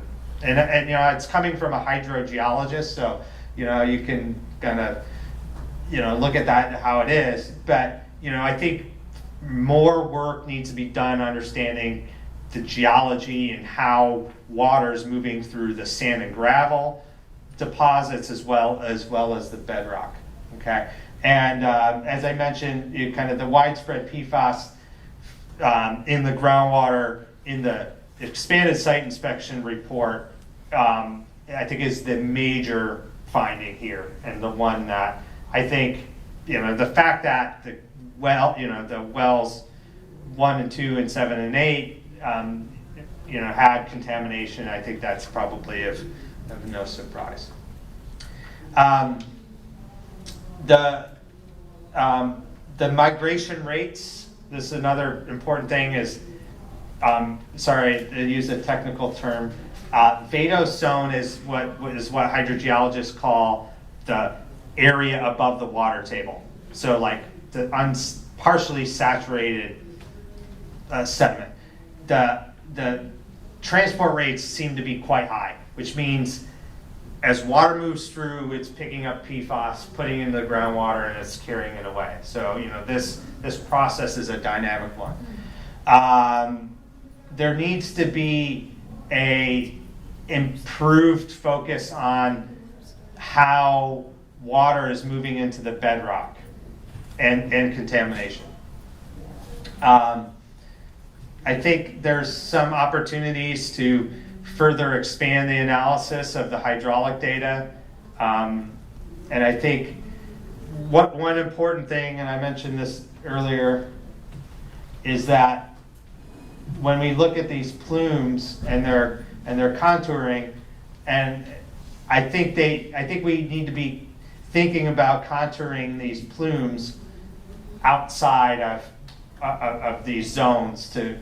We have pretty significant concentrations in surface waters, some of which are kind of at higher concentrations. They're predicted by the contours in this plume, or the contours in that plume. Let's see. I agree with, there was a recommendation in the expanded site inspection report to install monitoring wells to the west of the runway. I think that's an important piece. Hopefully, Chris, that's in your plan. Yes. Okay. One of the things that I think is important to think about is that when we look at the plume today, and we look at what's in the soil today, the system is dynamic. So we're, what we see today is not necessarily, it's not stationary in time. It's not just fixed. And so when we're transporting PFAS through the groundwater system, you have to be thinking about that time element. And, that's where different types of approaches to, looking at, and I'll mention this in a second, kind of the groundwater flow and transport and a simulation of how the PFAS is moving. So I have some recommendations for site conceptualization that hopefully Chris can think about and how to incorporate that into his scope. I think I think there's going to have to be some additional geophysical mapping of the aquifer beneath the base and beneath the airport, and I really feel like building transport models. So what I mean by this is a lot of times hydrogeologists will build numerical models of how groundwater is moving, how contaminants are moving through the system, and I think that should be an important element within the next study. I was involved in a study in Bennington, Vermont, that had a significant PFAS contamination, where we actually used different environmental tracers to help us understand when the water that actually came into the ground to pick up the PFAS. And that really gave us an important insight into the different sources of PFAS into the system. So I think that's something that should be considered. I would encourage just to be careful, or just to be, I think, just to cover all your bases, is to do a little bit more of a systematic soil sampling, across the site, or across, let's say, the airport. And finally, and I mentioned this already, but the bedrock aquifer, which is going to be a big challenge, I think needs to be at least sampled and understood a little bit. I mean, the bedrock, Caprice can talk to this, but studying PFAS in bedrock is a whole nother kind of level of complexity. But I think, given the fact that there are 3 properties that have bedrock wells down gradient of the site, I think it's something that should be considered strongly. And then I'll just say, I just wanted to just mention this because this is something that we're working on at UMass, kind of inspired by y'all, is that I have 4 students, they're actually 4 amazing students, that are building a groundwater flow model for this domain here, for kind of learning about how to build models and study hydrogeology. It's something a bit of, they're trying to understand the kind of extent of groundwater flow, and if the observations that we're making are kind of consistent with the geology. So, and this is something that they'll be working on wrapping up this fall as part of the course. So, with that, I'm happy to answer any questions. So just a quick time check, it's 7:37, 7:38, something like that. No, you're fine. I want to make sure that people have a chance to ask their questions. I also don't want to necessarily assume that everybody is good with staying all night long. Do we want to target 8 o'clock-ish as an ending time? Can I make a motion? Sure. Motion to at least give us a half an hour as a target, and then conversation. If we need further conversation, we can approve another 15 minutes, and then we can just keep having time as time. Do we have a limit on the room? You don't know? Okay. I'm okay with that. If others, there don't have to be, we don't have to do Robert's rules and motions. I appreciate the motion. Is there anybody who can't stay, doesn't want to stay? You're free to go if you, but. I'm gonna leave here in about 5 minutes. I gotta get my kid from Boy Scouts. Well, there you go. By 8, People have real, people love. And I'm getting messages from my son. He's wondering where I am. No, I'm good until like a little bit after 8. So. Okay. So since you have to leave, I will give you a first chance to ask some questions if you have any. I'm good. This stuff's way above my head anyway. Okay. And I did want to read out a comment that we got online, and while as an employee at Jacobs, I appreciate your praise. It was actually Parsons that did the ESI. Oh, sorry. So no, that's okay. And Tom Barzik pointed that out online from UB&E. Whoops. So no, that's okay. I just wanted to share that. All right, thank you.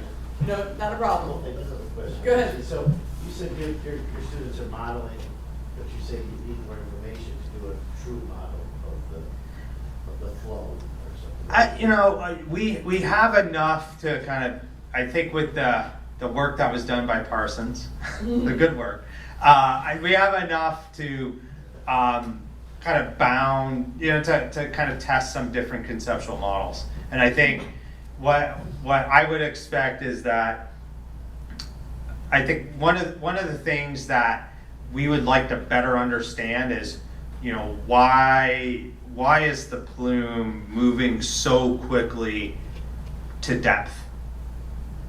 And what are the circumstances behind that? Because when I was first thinking about this site, just go back to these maps, is that, you know, the west, think of this as the Westfield River, and like, you know, the airport's here. You know, we should be, you know, like in an area where the water's kind of coming up to the surface, right? But there's still a lot of kind of downward movement, and trying to better understand that, you know, those dynamics, I think is going to be helpful for understanding the movement into the bedrock and below. But I think there's pretty good information. I have some maps up there that if we have time to look at, you know, the USGS has done some surveys, old surveys, but are relevant, at least to understand what's happening in the sand and gravel part of the aquifer. Yeah, thank you, Kelly. Would your students be willing to come to a meeting with us and I- tell us what they thought? I think so. You know, I asked them, I said, do you want to work on, I gave them 4 options or 4 or 5 options, and they're like, you know, they read about raft and stuff like that, and they got all energized. So I think they would be. You know, again, it's a class project. I mean, these are graduate students. It's not like, you know. But they need the experience to do presentations. Yeah. Oh, yeah. Of course. They're 4 wonderful women, so I'm sure they would be happy to come and chat. So, yeah, I'll keep you all updated on where we get with that. And you know, my hope is that this is something I know Bob Newton from Smith College has been, you know, kind of curious about kind of like some of these questions in terms of, you know, what's controlling the transport of the PFAS, and you know, if we can give some insight into that, that might be helpful. That'd be great. Okay. Other questions? Go Yeah, ahead, Chris. Dr. Bell, great presentation. Thank you so much. Able to communicate so much information in just a little bit of time. I was wondering if you could maybe talk about bait and transport, bedrock aquifer water, and how that relates to drinking water contamination. Because we have multiple municipal wells impacted by this. Yeah. Can you just, because I mean, so we're talking about plume movement, and if we wanted to model and understand the duration of exposure, concentration of exposure, what are some kind of thoughts and things like, do you have Yeah. It's a really broad question. Yeah, no, I think you're getting it. Like, so a lot of times on sites we talk about like not just concentration, but like mass flux. How much contamination has moved to a receptor? And we're like, right now we're kind of looking just at how much, what the concentration is. And a mass flux is how much water is moving times the concentration, right? So if let's say the groundwater isn't moving very fast, you know, towards some feature, and it has, you know, some concentration, you know, you're not moving as much of that mass of the contaminant versus a scenario where you have the same concentration, but you're moving things quickly to some target.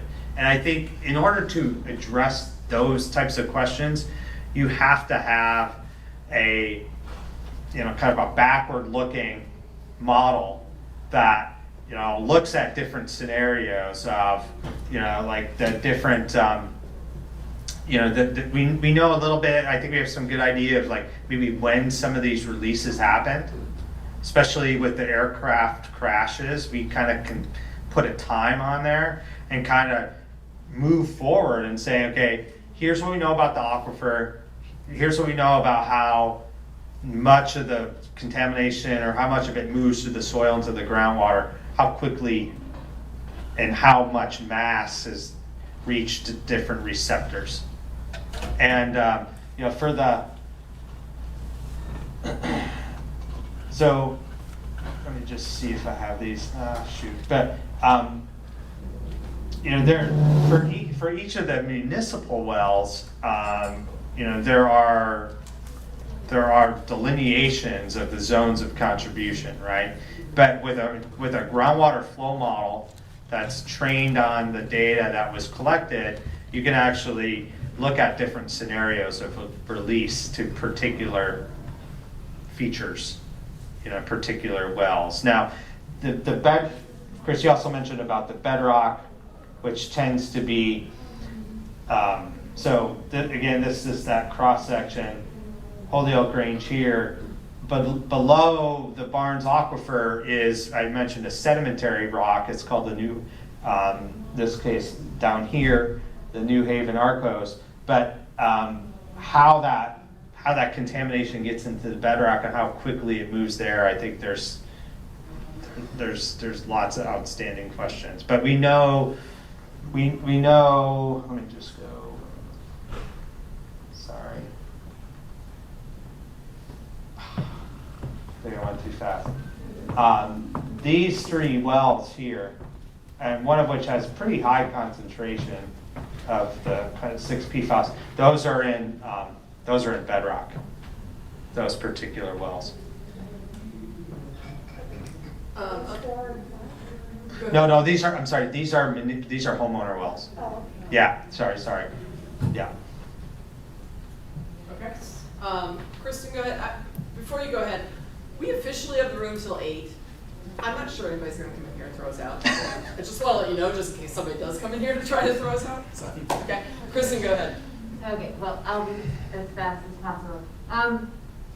So, the bedrock, is that, the bedrock area, is the fact that there is a sand and gravel pit right there, does that help move the water faster? I don't think so. No? I don't think so. Because it's in bedrock. Yeah. So it's below where the sand and gravel are? Yeah. Okay. That was my Yeah, thought, but I don't do dirt, so I don't know. Yeah, no, it definitely, I live in Sunderland, we have a huge sand and gravel pit there. I have a lot of experience thinking about those things and talking to people in town and stuff.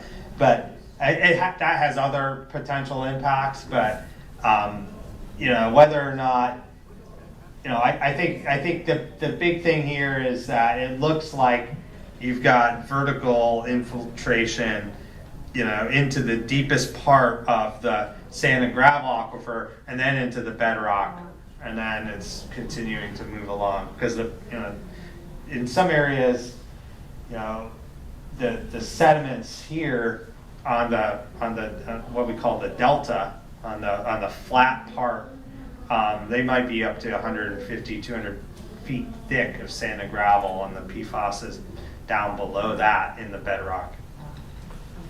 Yeah, which is, it's crazy to think about. On that slide, could your students possibly, maybe, or you speak to what would happen to the groundwater flow and to PFAS plume if 50 acres of the trees to the north of the base were removed and replaced with impervious surface?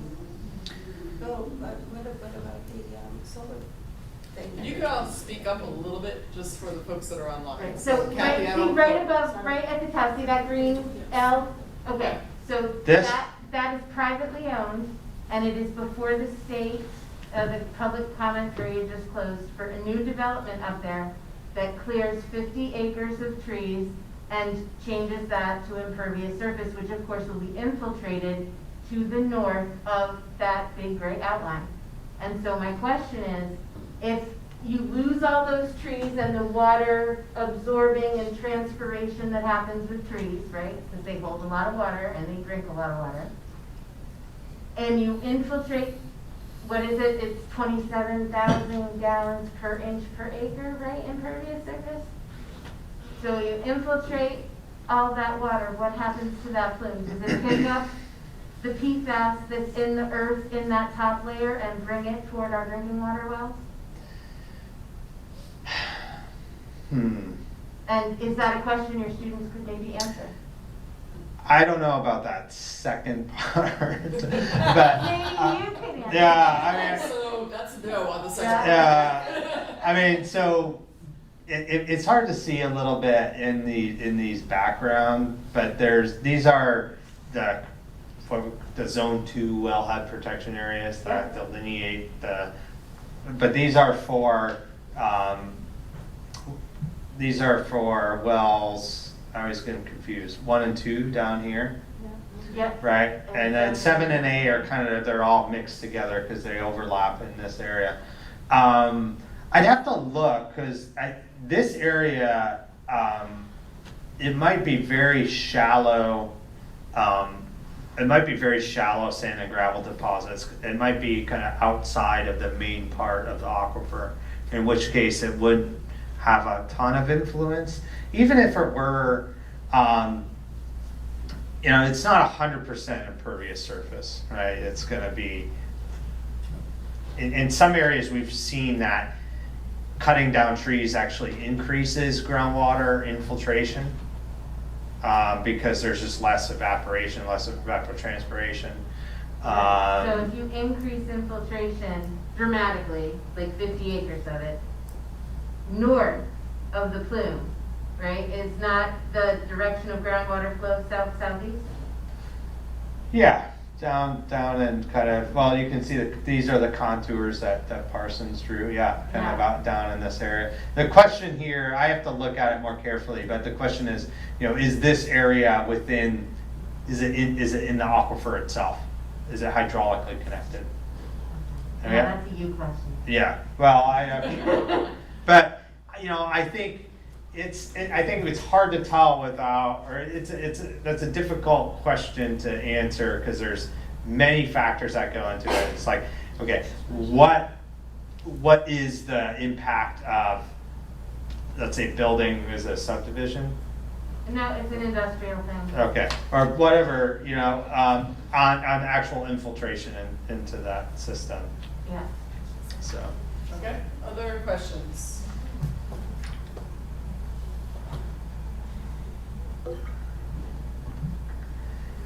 Will you come back? To this meeting? Well, not this meeting, but meetings of We're this doing a body lot in of the summer future. love. Yeah. Go ahead. So could you explain, you made a comment to a span, you were advised, or maybe from what the situation is here, a span? Well, I think one thing that Where the plume is and the area that we're protecting there, is that what you were talking about? there's a couple things. One, I think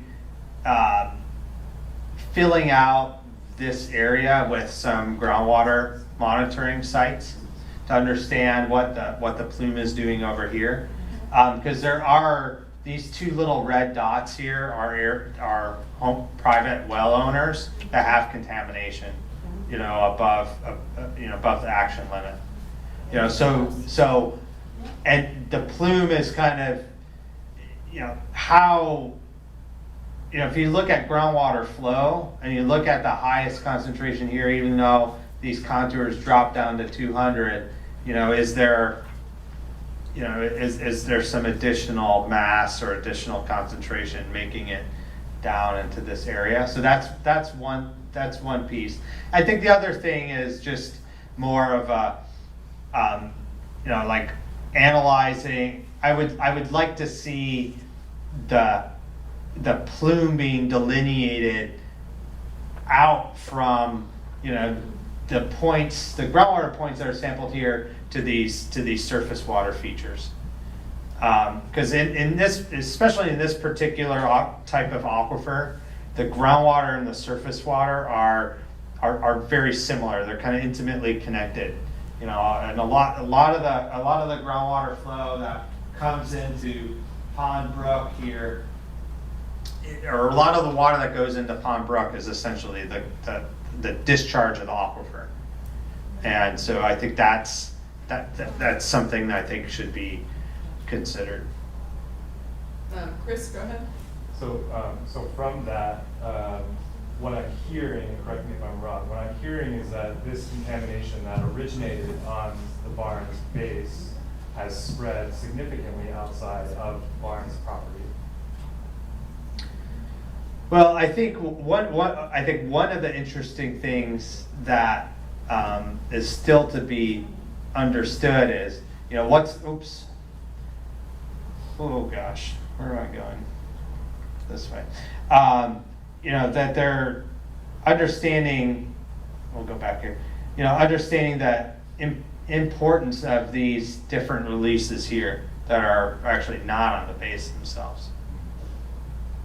And I think understanding the soil contamination, in and around, in areas up gradient, and outside of those areas, outside of those AOCs could, I think, help that. So as a follow-up question, so from a remedial perspective, we just simply can't remove the topsoil and problem solve. And it seems like we also simply can't just pump out millions of gallons of water underneath bedrock. Is that what I'm hearing? I think there's big challenges with that for sure. Yeah. Yeah, I mean, it's, I think obviously the areas that have been identified in the expanded site investigation, that will help, kind of get rid of those sources. But it's gonna take some time for, one of the things PFAS does is it absorbs onto organic material within the aquifer itself. So there's a kind of a common thing where you can pump, let's say, clean something up, and then as you change the concentrations and the concentration gradients and how things are moving, it might come back because it's coming back out of the organic matter to the aquifer. So that's a challenge with these types of sites. It's also a challenge of, I think, we see here, we have not only the kind of the AOCs or the, AOC 1, but also these other sites that are not even on the base, so. I had a question from earlier too that I'm just remembering. I'm Yeah. so sorry, I have so many. When you're looking at the fingerprint graphs, these like different radar maps, Yeah. It's really hard to read which ones have the highest signal. Can you just point out again on the pie maps, kind of maybe like what are like the significant spikes? Yeah, so the length of the length of the line, the height of it. Yeah, which compounds? Which compounds are those? Oh, they're hard. They're really hard to see on these. Okay. Even in the report that you have. I could go back and look at it. The two common ones that you're seeing Yeah. is PFOs and then the X. Yeah, Right, okay. PFAS and PFX. Okay, Thank so you. yeah, it's like the top. Yeah. Okay. Yeah, but I think in terms of, and I think that the rationale for looking at this is looking at kind of at those patterns and what they're related to in terms of the compounds So themselves. what's really interesting I found about this is that those are the same patterns that are in our blood monitoring as well. Okay. That was done by the CDC. Yeah. Wow.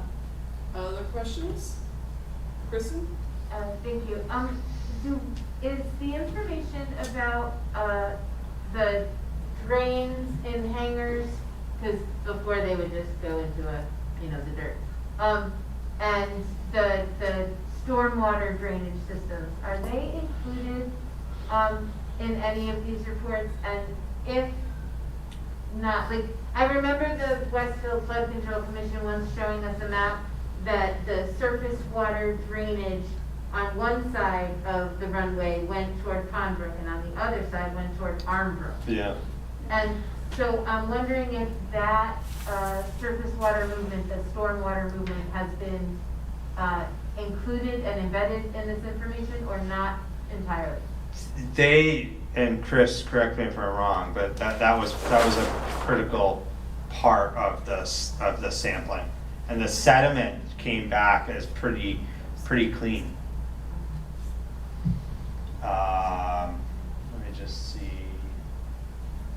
I think those, I'll have to look. I think that's maybe in this ST category. But yeah, those areas seemed pretty clean in the areas where, in the AOC 1, AOC 8 areas, that's where the soil was most contaminated. Yeah, the stormwater samples were in the ESI. PSI, okay. right, and were like all over the stormwater samples? It wasn't just that one drainage area that had been dug up once and then No, moved, right? there was multiple samples, we'd have to Okay. pull it up, so can't commit to it off memory. But that's from the 2020 report? Yes, Okay. yeah, yeah, Much more. yeah. And it, That's why I'm in the business. But he passes job security. It's not. Job security. Forever chemicals, right? All right, any other questions for him? I want to remind what we were saying before is the timing of this presentation and leading into starting the RI and designing the UFP QAP is sort of ideal. And Chris, I don't know if you want to speak to, you've had recommendations and conclusions and you've heard lots of ideas I know that you're planning to take forward. Sure, could you put the map that you had up with the pulling on it, the wells, yeah, down there. Except, and he mentioned that we need to do some bedrock investigation, that we needed to get out, there's all kinds of other stuff we need to do, and we can take his recommendations, because it's in our scope to do some bedrock sampling. We are gonna do some piezometers, which is to help figure out the groundwater to surface water interaction that you're concerned about, and then there are other well locations, and when we came out and did our site walk, we're looking all the way out from here, and all the way over to here right now, proposed locations. But the exact location hasn't been completely narrowed down. That'll happen as we go through developing our work plans.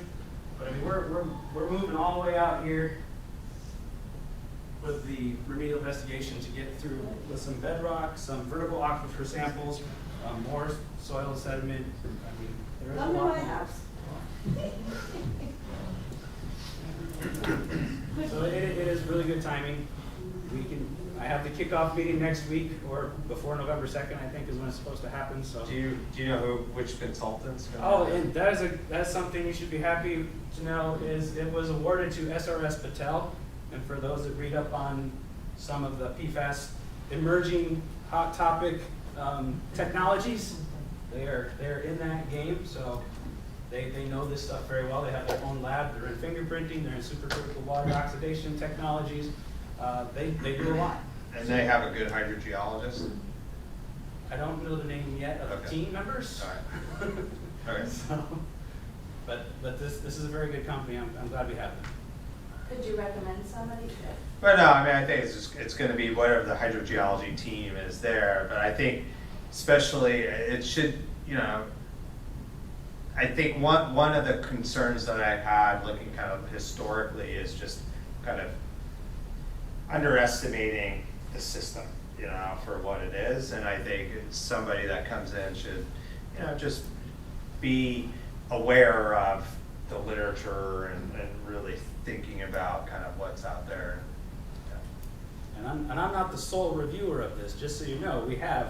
This contract is going through the Army Corps of Engineers, and on that team, you have another project manager, we have a toxicologist, you have a health risk assessor, we have another hydrogeologist. We have a big team of folks to help us review that from the government side, as well as having the contractor. It's very reputable going through things.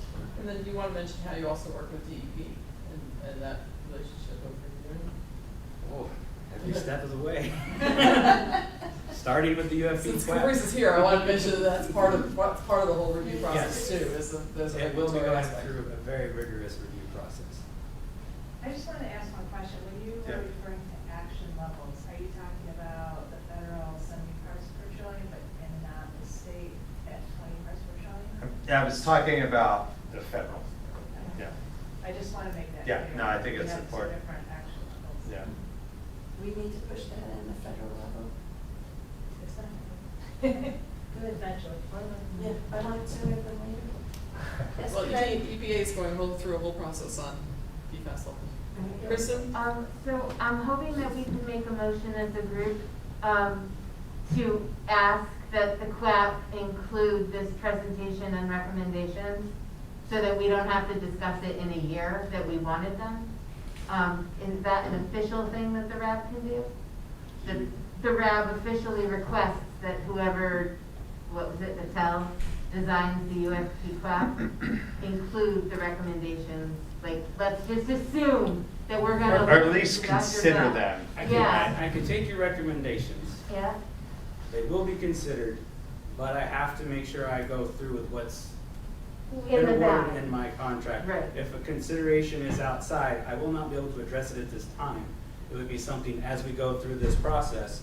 It might not be on the first round, it could be on the second round or third round. But we can take these considerations and try and work in, and I'll let you know which ones we can get to first. Because I'll share it with the PM from USACE, and I'm sure she'll share it with the team at Battelle. And my follow-up, a couple meetings ago, there was a discussion about how the technical team, the technical cleanup team got together, and I asked whether or not regular RAB members could sit in on that, even if we sat in the corner and didn't ask any questions. It may or may not require tape. But it was told that somebody would find out the answer and get back to me. Has anybody found out the answer? I think I was asked when Bill was still. The technical planning meetings. So you had asked to sit in on the planning meetings with the consultants, between the National Guard Bureau and the consultants. There was, I don't believe that would be something that would take place. You'd be given the minutes of those meetings. We can provide what the outcome of the minutes, but the technical planning meeting has to have a free flow of communication from the government, the contractor, and the regulators. We have to have our chance first. And then we can provide, because that is where we can't have any undue influence that could move into contract stuff that would be obligating money or providing undue influence to obligate money. Because you're kind of, we're balancing the line of what we can do that's like, this is what I have to do with a contract, and this is where I can include everything for public participation in the CERCLA process. And the first part is the UFP QAPs, where I can give you their first round of, and then the next one, I mean, you're gonna get a lot more than what is there before you get to the RI report. I mean, there's lots of steps for public participation, but we can't impede our ability to keep the project moving without incurring extra. I'm going off track here because this is an area I know I was told to stay in. yeah. There's a So line to this is stay a on. question of transparency, not participation. And so that is why it was asked. Those meetings used to be open to RAB members in other areas of the country. And then they were closed, and then people asked for them to be open, and then they said it was a site-by-site specific thing and to ask. And so I will be asking again at, places where they get paid more than us. But my outstanding question was, even if we do not participate, even if it is just watching or just listening, the transparency of that process. There is a public involvement process in the technical planning process, which they call the TPP, and I'm trying to remember all these acronyms, and I trip up over them sometimes. There are places, and I'm just not as versed on exactly where you guys fit in. So I'm not meaning to say that I'm cutting you out here and I'm only going to provide this much. There are places where you're going to be involved. I need to You can read. follow up? Yeah. Okay, thank you. Because I do know that there are places when I've read the technical planning parts, that there are places for public involvement, but to know exactly where they are, I'm just, sorry. Too much paperwork. It is- just it keep is learning. been very busy We're all on week, it. three bases, and I've been home one day in the last couple of weeks, so I'm just. Okay, so we'll take that as Yeah, an it's a lot, action. it's a lot, So, thank you. go ahead, Miriam. Just for, this might not be in the question that's appropriate for here, but I get concerned about the people in the private roads. I know Mass DEP did that originally in the private road. You have more monitoring wells now, and we're gonna spread that out even further. That's what you said. Mhm. So does somebody ever get back to them? Because if things change, some that did not have a higher concentration originally, when it dropped to 20, they went back, DEP went back to some of those homes to check again that were close in the original reading. So, are they still, they're all included in this? And are they still being monitored, or who's responsible for them? Other than the So right now, breakdown? Mass DEP is monitoring those off-site private homeowner wells. We have been monitoring, we put POET systems in, and we do quarterly sampling to verify that those systems are effectively removing PFAS. And yes, our standard that we are looking at is 20 parts per trillion, but with the systems, we're checking everything for breakthrough, even above reporting limits. So we, right now, the state is monitoring.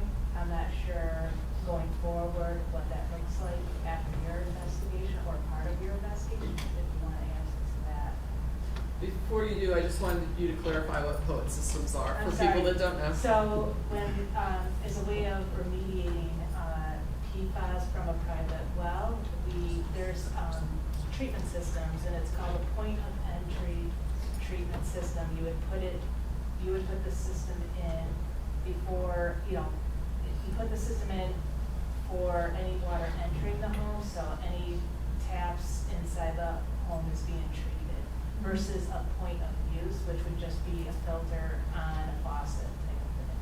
So these filters, they are a double cylinder, coal base, carbon type of treatment, that we have one primary tank that the influent or raw water comes in, and then we collect the sample at the mid, and then there's a secondary filter as a backup in case the first one has breakthrough. So we sample both the raw, the mid, and what comes out into the home to verify that the system is So have there been more added or any more added to the original? Just, No, I think it's still the original from, I'm not sure what number it used before, but we've been monitoring these homes since, I believe,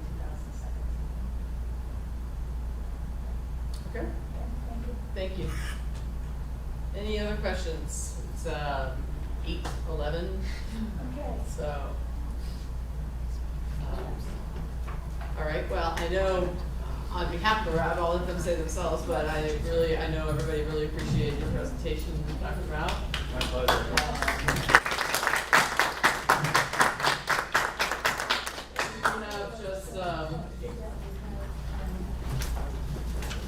So she's on a different presentation, but I'm going to take a look at what we had left. Public questions, we did that. These are in your handouts. There's contact information for different people. There are websites for more information. And closing remarks from Kathleen. Thank you, Amy, for being here, and thank you, everybody else. Okay, and please let Kathleen know if you have a preference, sooner rather than later, on whether you like having the meeting here or at the Westfield Athenaeum. And Colonel Hoskins, if you're still with us, do you have any closing comments? Actually, I'm sorry, we have, since I couldn't mess with this when that was. Right. Tom Barzak had one question. Are there any off-base PFAS sources worth exploring? And then I guess you didn't mention. My apologies. I didn't scroll down on my screen enough.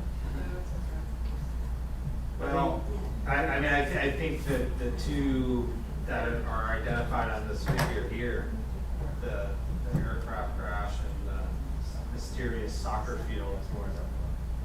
Okay. All right. So the microphones are picking up everybody in the room, just so you know. So it makes side conversations challenging, especially for the people online. Thank you for answering that. Hopefully that answered Tom's question. Colonel Loskun, any closing remarks? I think he's dropped off. He's dropped off. Okay. Colonel, any closing remarks? Certainly. So on behalf of Colonel Loskun again, for recording purposes for people online, my name is Lieutenant Colonel Carr.